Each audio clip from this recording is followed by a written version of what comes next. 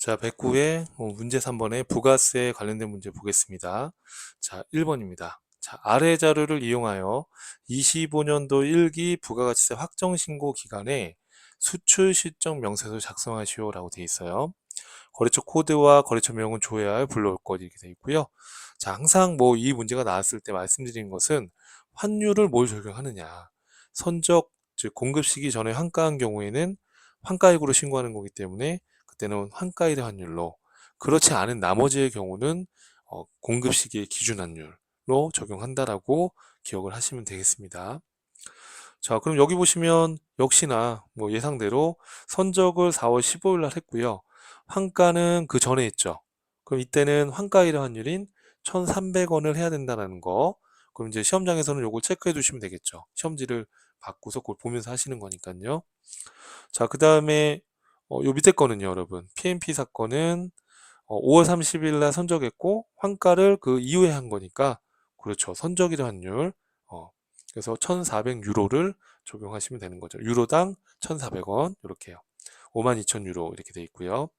자, 그러면 자, 바로 입력 같이 한번 해볼게요. 자, 부가가치 메뉴 안에 자, 수출 시점 명세서로 들어가 주시면 되겠죠.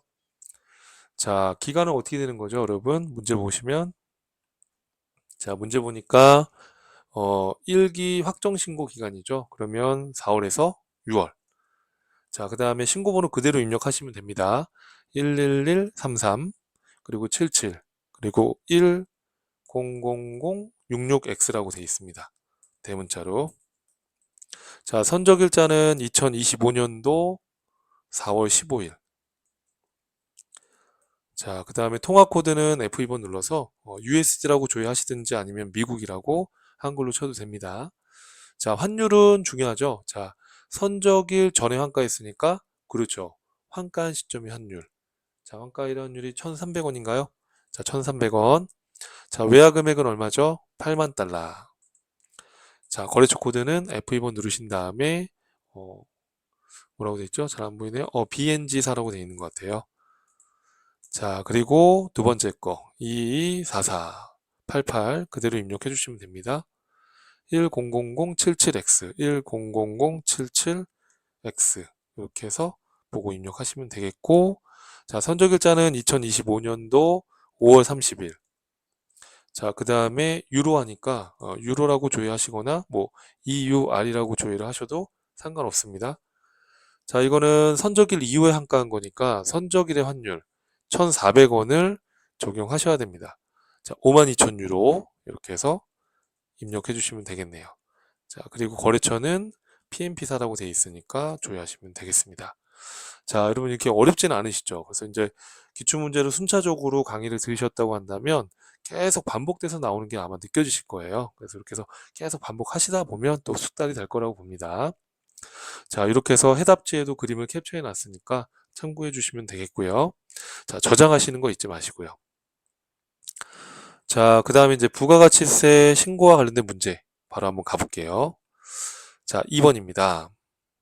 다음 자료만을 이용하여 25년도 1기 부가가치세 확정신고 4월에서 6월에 부가세 신고서를 작성하시오.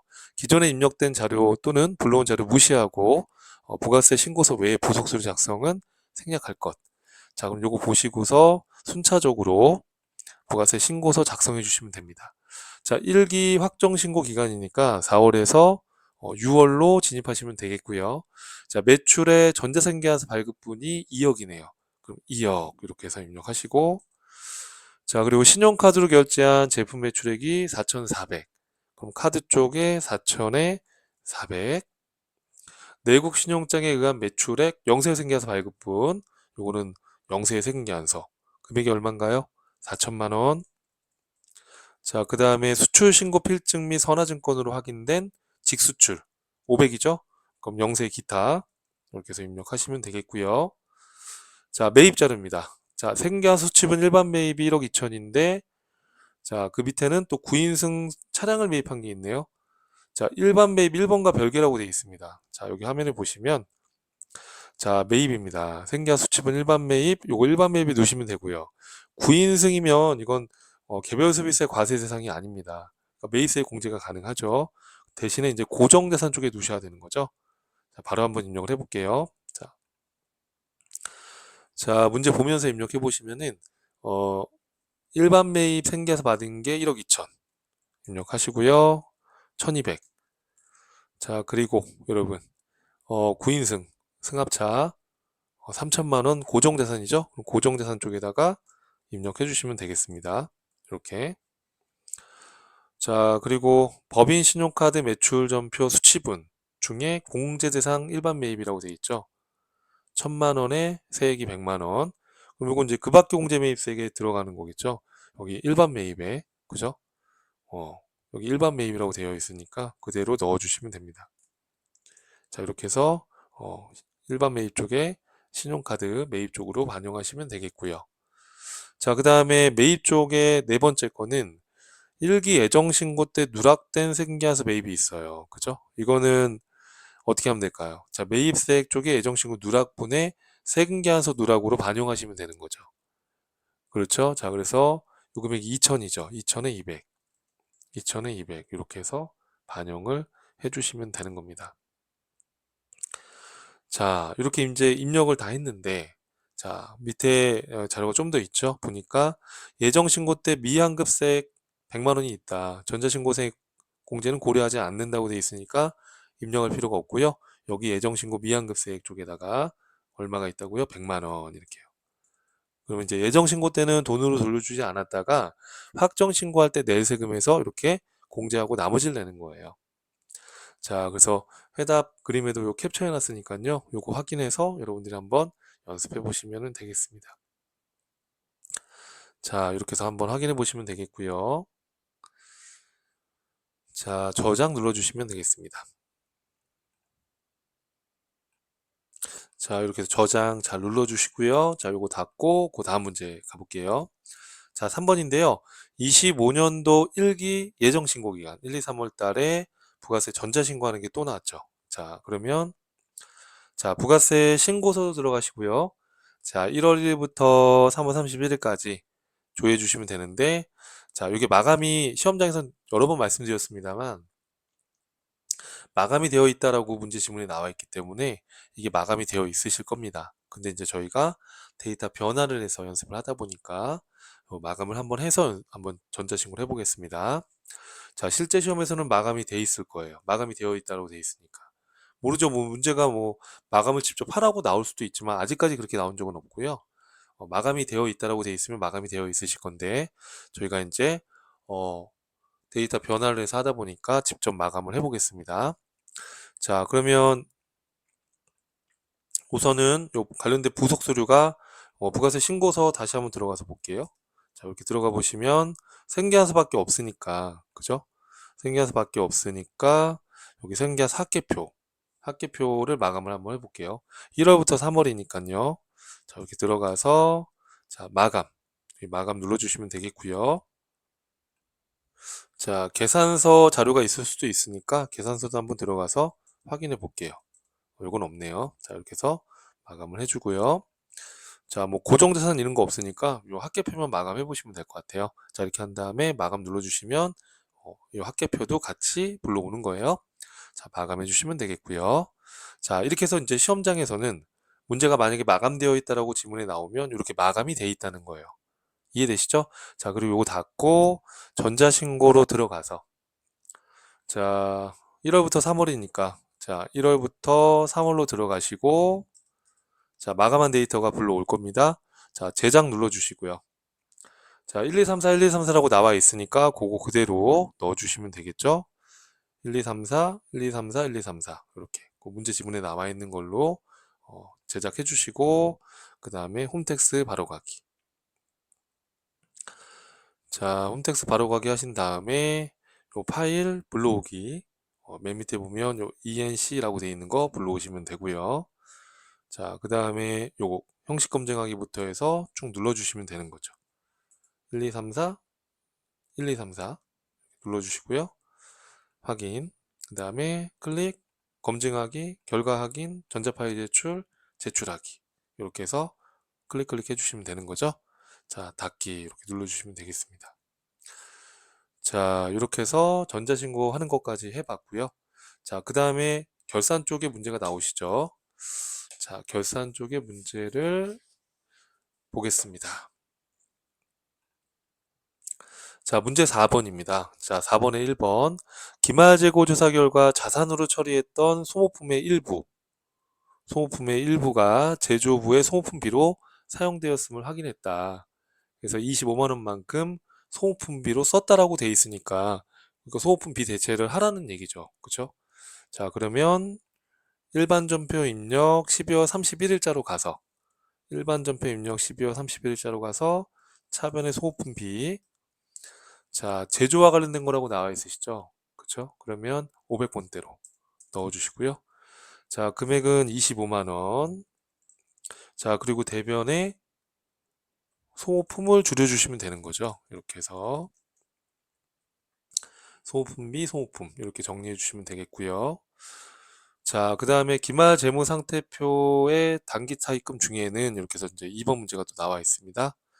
자, 단기에 발생한 주식회사 유성에 대한 외화 차입금 2,600이 포함되어 있다. 그러니까 단기 차입금 중이라고 되어 있으니까 단기 차입금 계정 과목에 2,600이 있는데 이게 외화다. 그 얘기죠. 자, 환율이 발생 당시의 환율이 1,300원인데 지금 25년 기말 시점의 환율이 1,400원이다. 100원이 올랐죠. 자, 그러면 여러분 우리가 우선 손실이죠. 자, 그런데 2,600만 원 장부에 지금 원화로 기록되어 있잖아요. 근데 환율이 1,300원이니까 2,600만 원 나누기 1,300원 하게 되면 2만 달러죠. 그쵸? 2만 달러예요. 자, 2만 달러를 내가 지금 외화 차입금이 있는 거죠. 단기 차입금 계정에는. 그래서 2만 달러를 갚아야 되는데 1,300원에서 1,400원으로 100원이 오른 거예요. 그죠? 그럼 2만 달러 곱하기 100원 하게 되면 200만 원만큼 나는 손해봤죠. 갚아야 될 달러 빚이 있는데 환율이 오르니까 그죠? 손해본 거죠. 이렇게 해서 직관적으로 여러분이 이해하시는 게 낫습니다. 직관적으로 내가 손해구나. 그럼 차변에 외화 환산 손실 영업의 비용으로 자 금액이 200이었죠. 그리고 대변에 뭐죠 여러분? 단기 차입금 거래처 코드는 문제 보시면 거래처 코드가 유성이라고 되어 있습니다. 이렇게 해서 입력을 완료해 주시면 되는 겁니다. 자, 이렇게 해서 정리해 주시고요. 자, 3번입니다. 자, 대출금에 대한 이자 지급일은 매월 16일이다. 당해년도 미지급 비용을 인식하는 회계 처리를 하시오. 라고 되어 있어요. 거래처 입력을 하지 않을 것 이렇게 되어 있네요. 자, 대출 적용 금리는 변동금리로 은행에 문의한 결과 25년 12월 16일부터 내년도 1월 15일까지의 기간에 지급돼야 될 총 이자가 500인데 이 중에 25년도 12월 말일까지 발생한 이자가 255만 원이다. 이렇게 있어요. 그러면 25년도 12월 말일까지 이자 비용을 예상해서 잡는 거니까. 그죠? 차변의 이자 비용 대변에 그렇죠. 미지급 비용으로 회계 처리를 해주셔야 되는 거예요. 우리는 이거를 비용의 예상이다. 또는 뭐 비용의 발생이다 라고 얘기를 하는 거예요. 자, 이렇게 해서 이자 비용.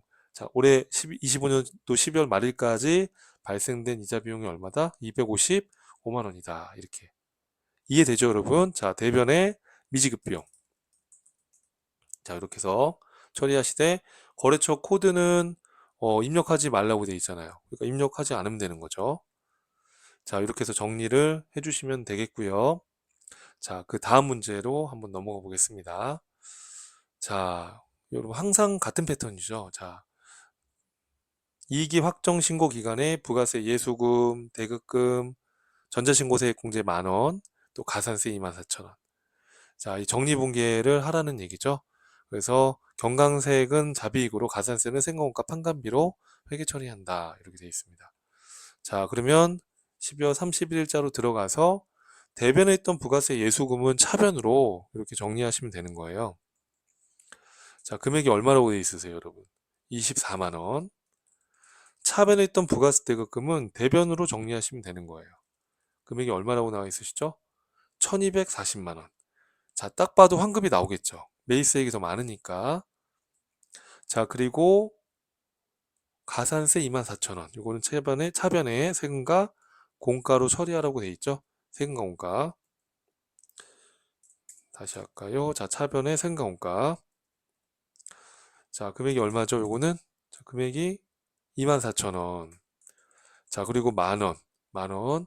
전자신고 세액공제 받은 거는 자비이고로. 이렇게 해서 입력해 주시고요. 자, 마지막에 대차 차익으로 맞춰라 라고 말씀드렸었죠. 그래서 마이너스가 나오면 차변에 더 금액이 들어가야 되니까 환급세액이 나온 거예요. 자, 문제 지문 읽어보시면 환급세액은 미수금은 이렇게 돼 있잖아요. 그래서 미수금으로 공개해 주시면 되는데 거래처 코드가 뭐 어디 세무서다 이렇게 나와 있진 않으니까 거래처 코드를 걸 필요는 없습니다. 그래서 이렇게 해서 정리를 해 주시면 되겠습니다. 자, 이런 패턴의 문제를 또 우리가 많이 봐왔기 때문에 앞에서부터 쭉 강의를 다 들으셨다 한다면 충분히 이해하실 거라고 봅니다. 자, 이렇게 해서 정리해 주시면 되겠고요. 자, 그 다음 문제 보겠습니다. 5번입니다. 자, 법인세는 자동으로 우리가 분계 입력이 가능하죠. 자, 2,780만 원인데, 자, 선납세금으로 지금 미리 낸 게 1,100이 있으니까 결산자료 입력에 가서 반영하시면 되겠죠. 자, 그럼 결산자료 입력으로 한번 들어가 볼게요.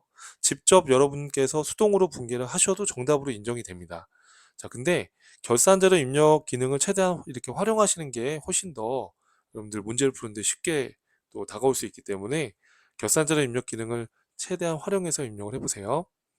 자, 요거 닫고요. 자, 이제 결산자료 입력으로 들어가서 1월부터 12월로 들어가 주시고요. 우리 법인세는 항상 맨 밑에 있잖아요. 그래서 막대를 맨 밑으로 내리시고, 자, 이렇게 선납세금으로 중간 연합한 거 1,100만 원 그대로 입력하시고요. 자, 문제 보시면은 2,780이니까 빼기 1,100만 원 하게 되면 나머지 1,680만 원이 미지급 세금으로 계상이 돼야 될 금액이에요. 그렇죠? 이렇게 해서 그럼 1,100만 원, 1,680만 원, 2,780만 원이 1년치 법인세 비용이 되는 거예요. 이해되시죠, 여러분? 이렇게 해서 입력한 다음에 그렇죠. 반드시 전표 추가. 이걸 안 하시면 분계 생성이 안 되니까 전표 추가를 꼭 해주셔야 됩니다. 이렇게 해서 마무리하시면 되겠습니다. 자, 그래서 결산 자료 입력하는 것까지 보았고요. 다음 강의에서 또 이어서 보도록 하겠습니다.